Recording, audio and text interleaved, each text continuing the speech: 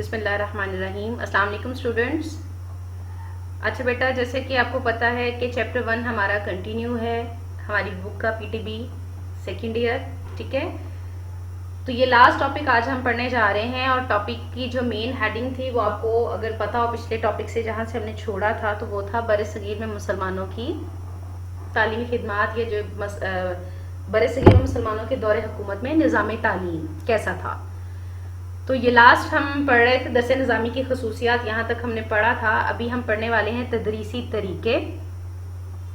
इनको गौर से बेटा सुनना है, these are very important, short questions के हवाले से भी और लॉन्ग क्वेश्चन के हवाले से भी। इब्तदाई तालीम है। सबसे पहले बच्चों को इब्तदाई तालीम कहाँ दी जाती थी? मकातब में। आपको याद हो मकतब और मदरसा, ठीक है, मकातब में दी जाती थी। इब्तदा रस्म बिस्मिल्लाह की तकरीब से होती थी। और रस्म बिस्मिल्लाह क्या है बेटा, इसको अंडरलाइन कर लें, ये क्वेश्चन बहुत बार पेपर में आया है कि रस्म बिस्मिल्लाह से क्या मुराद है। जब बच्चा 4 साल 4 माह और 4 दिन ये उसकी उम्र होती तो उसको हम टीचर के सपुर्द कर देते। उस्ताद बच्चे के अजीज़ों और रिश्तेदारों की मौजूदगी में, उसके वालिदैन की, ख़ानदान वालों की, रिश्तेदारों की मौजूदगी में बच्चे को बिस्मिल्लाह पढ़ाता, सूरह अलग की इब्तदाई आयात पढ़ाता और फिर सूरह फातिहा ये पढ़ाता, और उसके बाद बच्चे की बाकायदा तालीम का सिलसिला शुरू हो जाता। ये थी बेटा रस्म बिस्मिल्लाह, ठीक है। मकातब में बच्चों को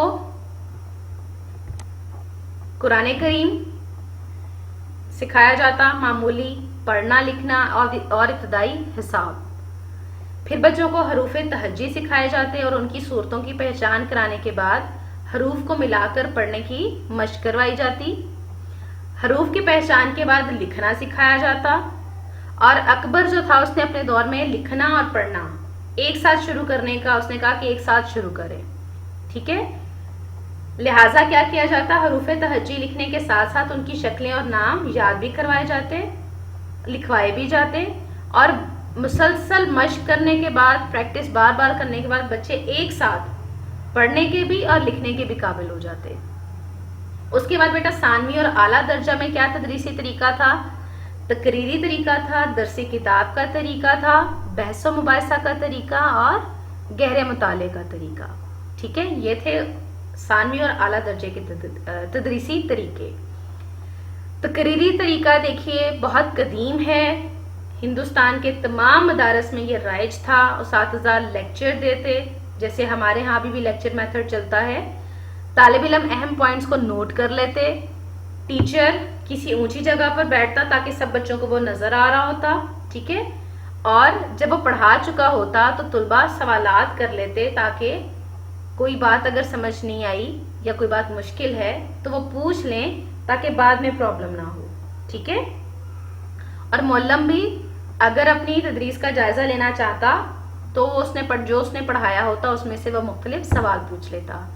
ये तकरीरी तरीका या लेक्चर मेथड था, और ये आपका आज भी मेथड है अगर आप इसको अपने लर्निंग से थोड़ा सा रिलेट करके देखें। दरसी किताब का तरीका है बेटा, इसमें क्या होता था, उस्ताद जो है वो किताब की किरात करता, किरात होता है उसको पढ़ता, तुलबा उसको सुनते, बाज़ औक़ात तुलबा पढ़ते और उस्ताद बच्चों की गलतियां दुरुस्त करते जाते।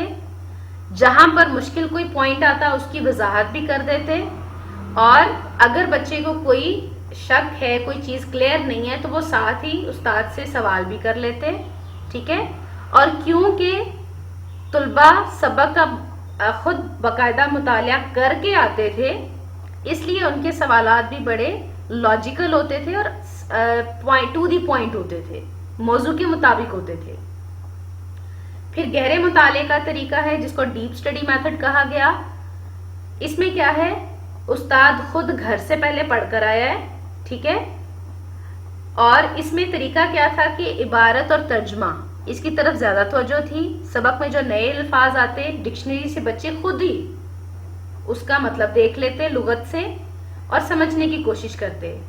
अगर एक बार हल नहीं हुआ तो वो दूसरी बार कोशिश करते, फिर भी हल नहीं हुआ और तीसरी बार कोशिश करते। तो उस्ताद के पास सिर्फ वही वो प्रॉब्लम लेकर आते जो बच्चे कोशिश के बावजूद हल नहीं कर सके थे, ठीक है। और ये तरीका आज भी इम्प्लीमेंट किया जाता है। फिर बहस व मुबाहिसा का तरीका है, डिस्कशन मेथड, जो चीज़ समझ में नहीं आई उस पर सवाल जवाब बहस करें, टीचर से पूछें, दोस्तों से पूछें, ठीक है। टीचर भी अपना पॉइंट दे रहा है, बच्चे भी अपने पॉइंट्स दे रहे हैं, खामोश नहीं है, ठीक है। तो बहस व मुबाहिसा के तरीके से ये घंटों चलता और बाज़ औक़ात बाकी टीचर्स भी इसमें शामिल हो जाते और ये बड़ा कामयाब तरीका था, ठीक है। फिर मॉनिटोरियल सिस्टम था। मॉनिटर्स आपने बेटा सुना होगा, आपके कॉलेज में भी प्रॉक्टर्स का आपको पता है। तो मॉनिटर किसे कहते हैं? ऐसा तालिब इल्म जिसको टीचर कोई रिस्पॉन्सिबिलिटी दे दे, ठीक है। तालिब इल्म अपनी से छोटी क्लासेस को पढ़ाते, नज़्म व ज़ब्त मेंटेन करते और मुअल्लिम को इसमें आसानी हो जाती, ठीक है। और बच्चे की भी काबिलियत में इजाफा हो जाता और वो चीज़ों को मैनेज करना सीख जाते, ठीक है।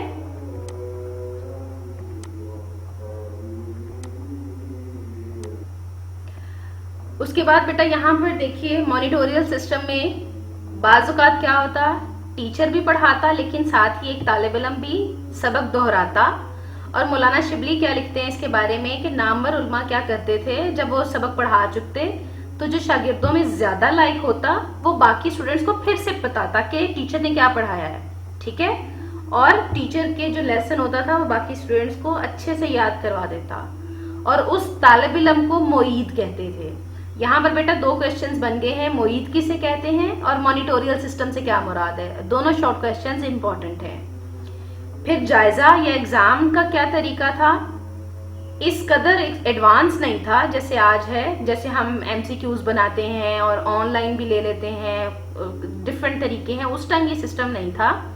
लेकिन जायजे का कॉन्सेप्ट जरूर था, जब तक कि उस्ताज़ा अपने मकासद को सामने रख के तुलबा की कारकर्दगी का जायजा ना ले लेते, उनको अगले दर्जे में प्रमोट नहीं किया जाता था, ठीक है। तो कोई एक खास मुद्दत नहीं थी कि 2 साल, हर साल इस साल अगस्त में एग्जाम होते हैं हर साल और बच्चा अगली क्लास में चला जाता है जैसे अब है, ऐसे नहीं था, ठीक है। जब वो अपनी जो लर्निंग थी जब तक उसको खत्म नहीं कर लेते तब तक वो अगली क्लास में नहीं जाते थे।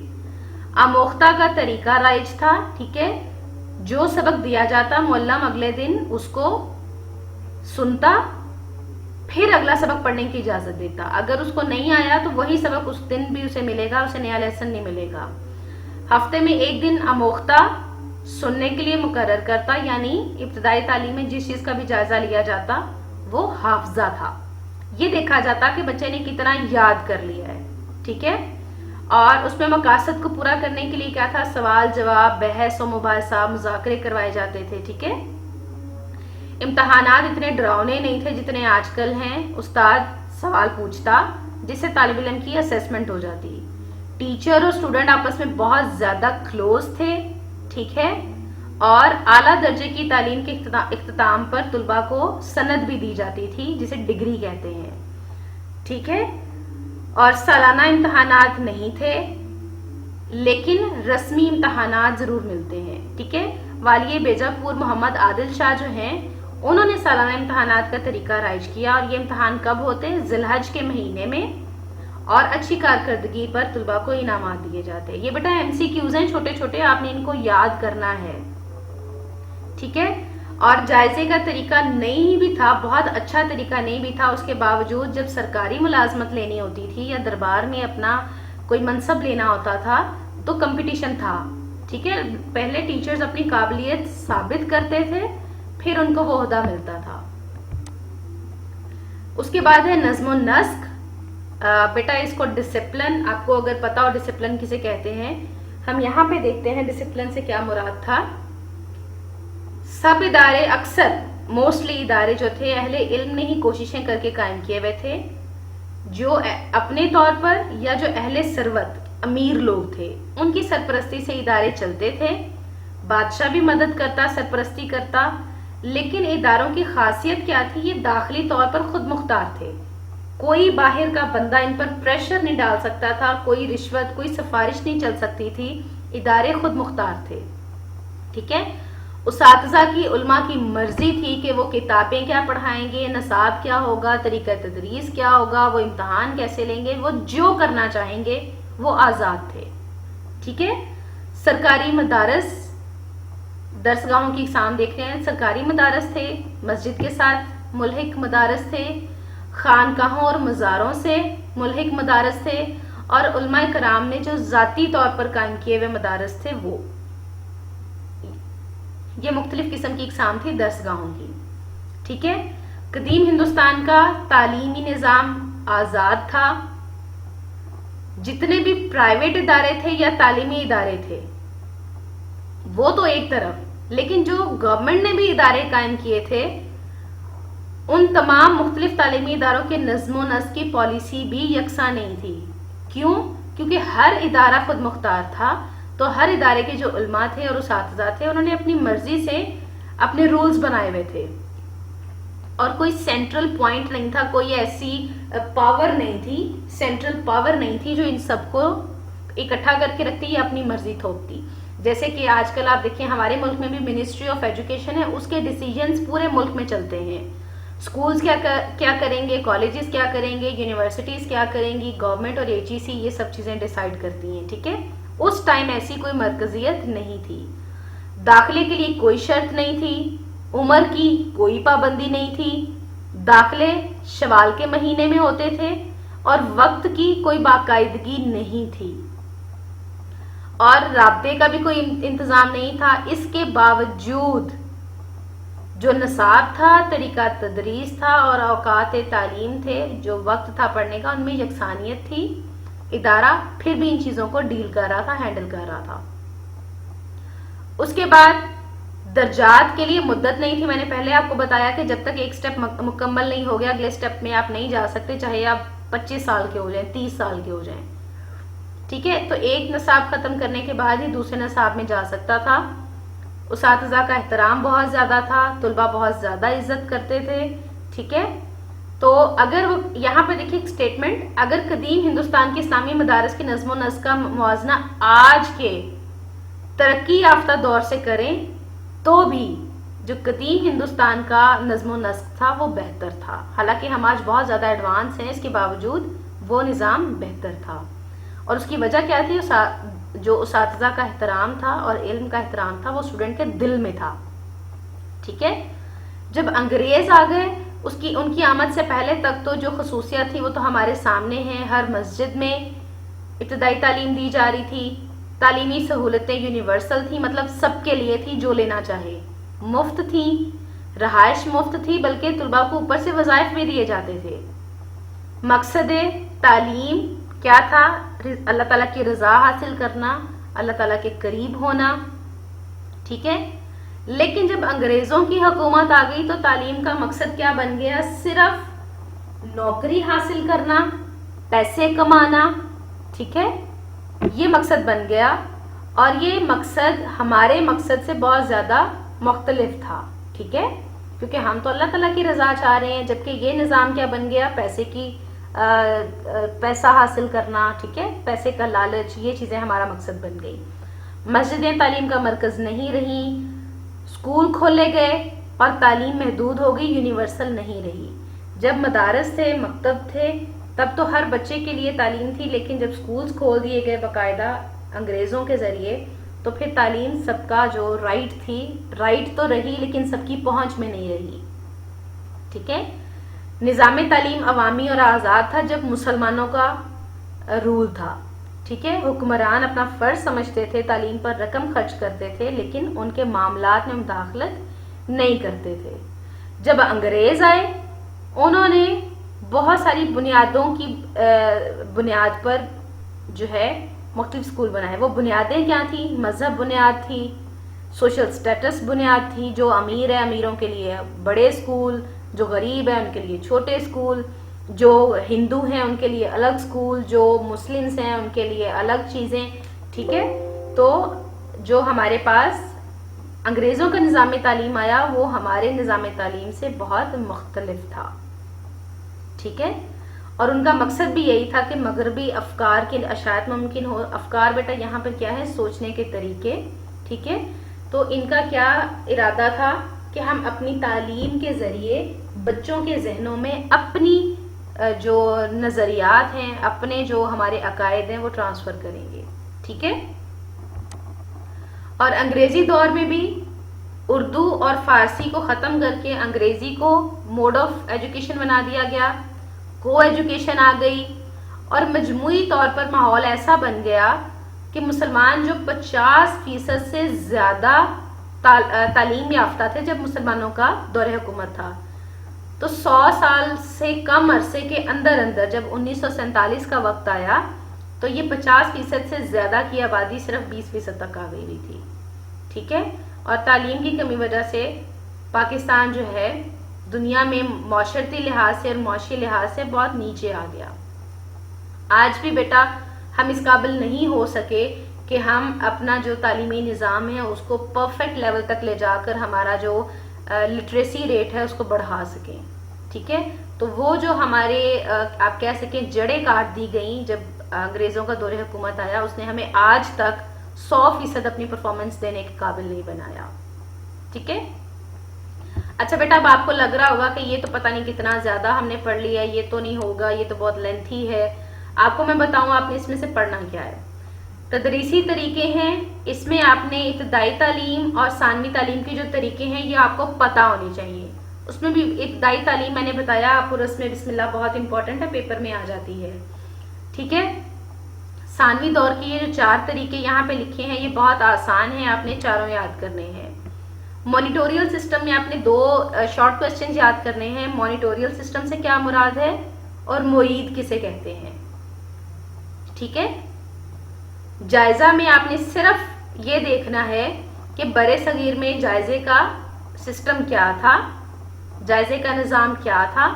اس میں آپ بتائیں گے کہ جائزہ لے کر اگلے درجے میں ترقی ملتی تھی، آموختہ طالب علم جو ہے اور معلم جو ہے آموختہ کے لیے دن مقرر تھا، سن کر بچوں سے استاد اس کی جو ہے اسیسمنٹ کرتا تھا. اس کے بعد جو باقاعدہ نظام امتحانات ہے رسمی امتحانات کا، وہ کس نے دیا ہے؟ والی بیجا پور کے محمد عادل شاہ نے، اور امتحان کب ہوتے تھے؟ ذی الحج کے مہینے میں. ٹھیک ہے، اس میں سے آپ نے اتنا یاد کرنا ہے موٹا موٹا. نظم و نسق میں سے آپ نے بیٹا کیا یاد کرنا ہے؟ مدارس کی اقسام دیکھنی ہے، اور آپ نے یہ چیز ضرور مینشن کرنی ہے کہ ادارے خود مختار تھے، اور یا تو علماء خود یا جو امیر لوگ تھے وہ سرپرستی کرتے تھے، حکمران بھی سرپرستی کرتا تھا. ٹھیک ہے، داخلے کی کوئی شرط نہیں تھی، عمر کی کوئی پابندی نہیں تھی، اور داخلے شوال کے مہینے میں ہوتے تھے. یہ MCQ بھی بن سکتا ہے کہ عربی مدارس میں داخلے کس مہینے میں ہوتے تھے؟ تو شوال کے مہینے میں. ٹھیک ہے، تو یہ بیٹا نظم و نسق میں سے اتنی ہی چیزیں آپ نے یاد کرنی ہے. جو نیچے کمپیریزن ہے وہ آپ کو یاد کرنے کی ایز سچ نظم و نسق میں یاد کرنے کی ضرورت نہیں ہے، لیکن اس کا ایک الگ سے شارٹ کوسچن بنا لیں کہ مسلمانوں کے نظام تعلیم اور انگریزوں کے نظام تعلیم میں کیا فرق تھا. برِ صغیر میں مسلمانوں کے نظام تعلیم اور انگریزوں کے نظام تعلیم میں کیا فرق تھا. یہ شارٹ کوسچن آپ لوگوں نے تیار کرنا ہے. ٹھیک ہے، اور اس کے ساتھ ہی بیٹا آپ لوگوں کا یہ چیپٹر ختم ہو گیا ہے. آپ نے اس چیپٹر کے اینڈ پہ دیکھیے جو MCQs ہیں یہ سارے، اور اس کی جو شارٹ کوسچنز ہیں یہ، اور اس کے نیچے لانگ کوسچنز بھی ہیں. آپ نے یہ بھی انڈر لائن کرنے ہیں، اس کو بک میں سے ٹریس کرنا ہے. اگر کوئی کویشچن اس کا آنسر آپ کو چیپٹر میں سے نہیں سمجھ آ رہا کہ کہاں پہ ہے، آپ نے وہ میرے سے پوچھ لینا ہے. ٹھیک ہے، لیکن یہ کویشچنز آپ کے سامنے ہیں، اور بیٹا پیپر میں اکثر ایگزامینر جو ہے پیپر سیٹر جو ہے وہ یہاں سے سوال دے دیتا ہے. تو یہ کویشچنز آپ نے ضرور تیار کرنے ہیں، اور MCQs بھی. اور آج کا یہ جو آپ کا کام تھا اس میں سے بیٹا آپ کے 5 شارٹ کویشچنز اور آپ کے 10 MCQs، بلکہ آپ ایسا کریں 10 ہی شارٹ کویشچنز ود آنسرز کریں. میں نے آپ کو بتا دی ہیں کون کون سے شارٹ کویشچنز بنتے ہیں. ٹھیک ہے، اور 10 ہی MCQs. یہ آپ کا اس لاسٹ لیکچر کا چیپٹر 1 کے لاسٹ لیکچر کا ہوم ورک ہے. ٹھیک ہے، اوکے بیٹا اپنا خیال رکھیے گا. کسی قسم کی کوئی پرابلم ہے، کوئی چیز سمجھ میں نہیں آئے، جو بھی پرابلم ہو آپ کو میرے سے ڈسکس کر سکتے ہیں. ٹھیک ہے، اگلے لیکچر تک کے لیے اللہ حافظ.